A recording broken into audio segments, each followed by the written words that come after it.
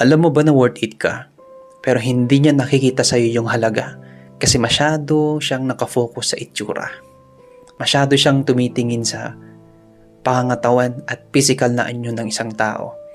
Kaya yung panloob, hindi niya na binavalue kung anong laman nito.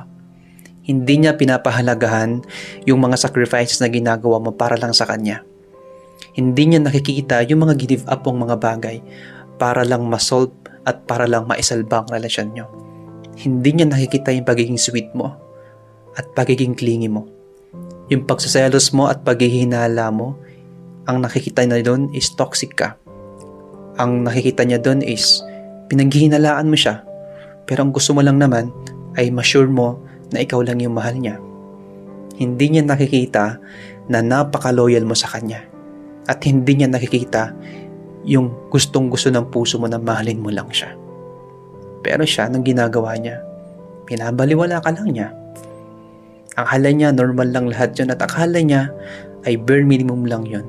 Pero hindi niya alam kung gaano kahirap sa isang tao ang magmahal ng bukal sa puso. Kung hindi niya man nakita lahat ng halaga at ginagawa mo sa kanya, hindi mo na kasalanan yun. Kasalanan niya na yun. Kasalanan niya na rin kung hindi ka sapat sa kanya. Kasi pag binibigay mo naman ng best mo, hindi pa rin yung sapat para sa taong hindi nakukontento.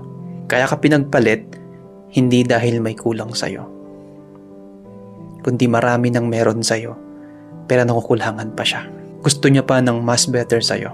Gusto niya pa ng mas maganda at attractive sa'yo. Samantalang ikaw, ang gusto mo lang naman mangyari sa kanya ay mahalin ka ng higit pa na binibigay mo pagmamahal sa kanya.